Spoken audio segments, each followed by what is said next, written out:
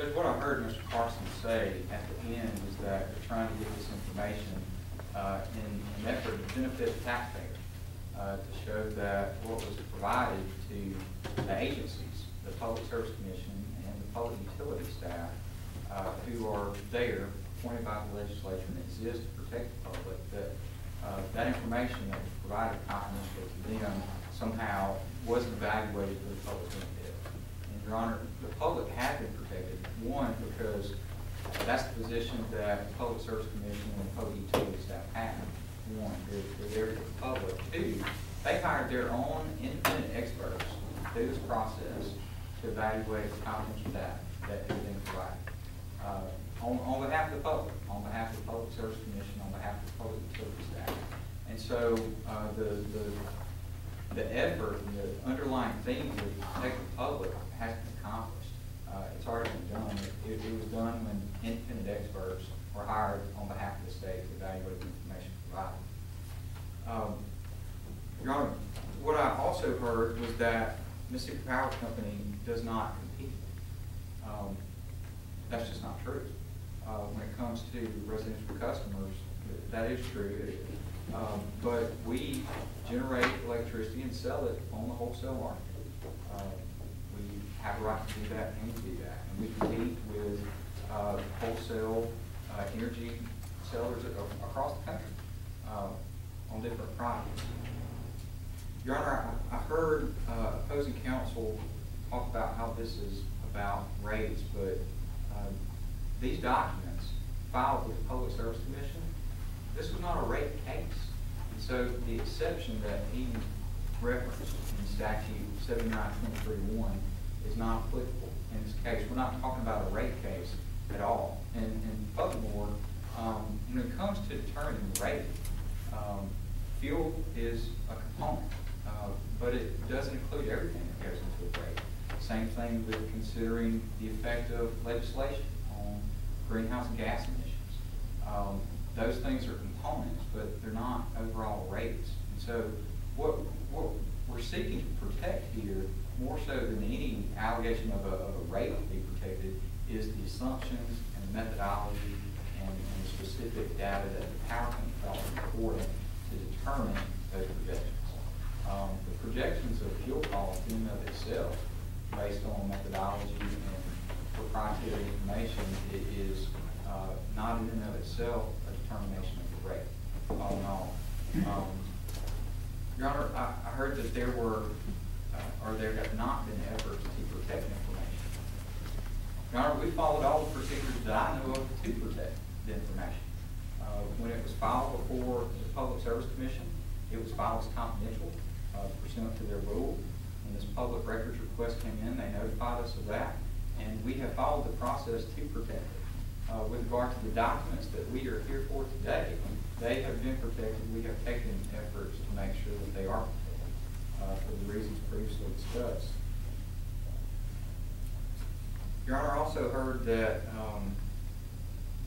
we haven't shown that this is our information or our documents. Well, I think our brief and affidavit from Mr. David Moffrey fairly cover that, that this is certainly our information contained in these documents, and in fact, these are our documents. But Your Honor, having said that, I think my initial argument is supported factually with the affidavit that's before you in the record. It was initially filed with our motion for protective order. Mr. Moffrey is here. Here to my right, he's available to answer any questions that the court may ask. May I respond to just a and I meant to mention this earlier because Mr. Pettis brought up the Public Service Commission rules and approach.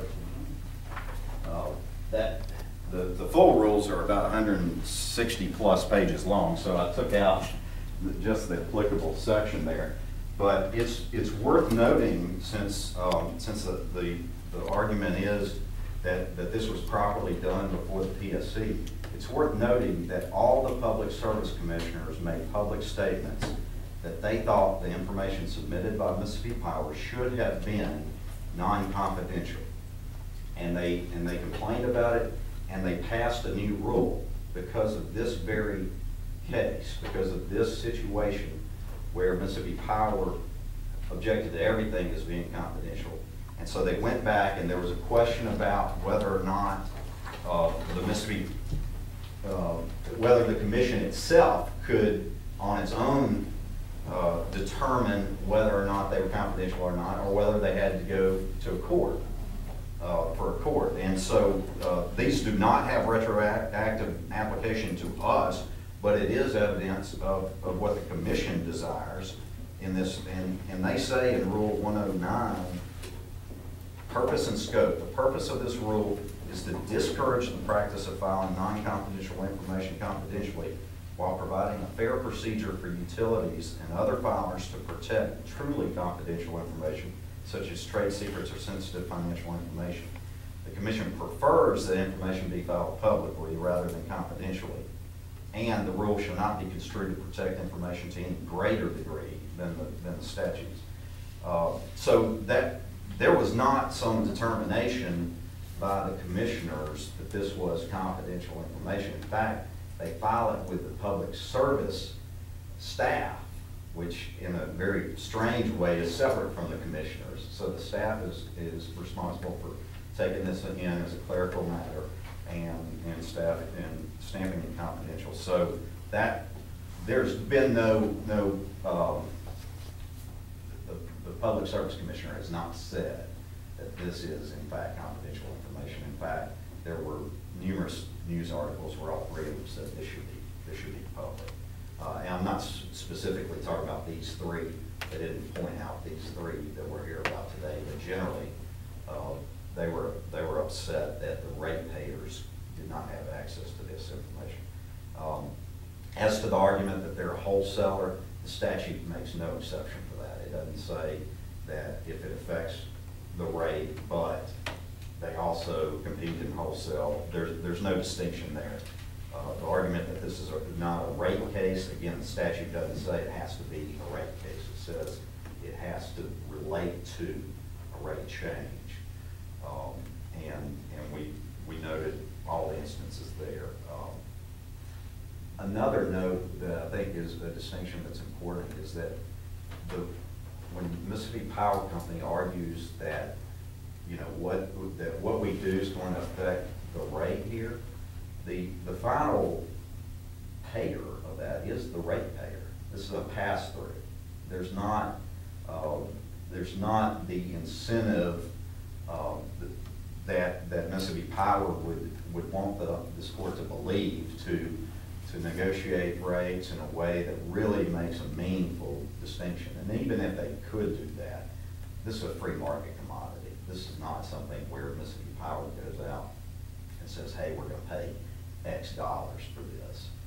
This is massive ingestion of commodities. And finally, I would note, Your Honor, that and we freely admit they followed the procedures in this case, both at the Public Service Commission and here and going before Your Honor.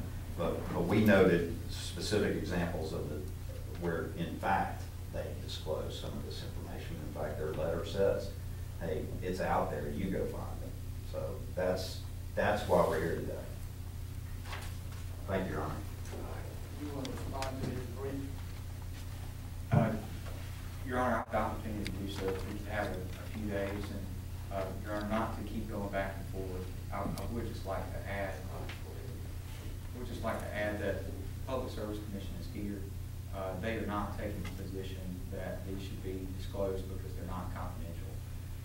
So I certainly disagree with the backdrop on any kind of legislative change of rules based on accuracy.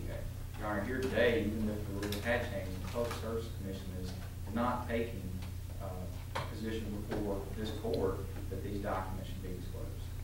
All right. How many days do you need to respond to the brief? Your Honor, we could have the typical 5 days. I'll give you 10. All right.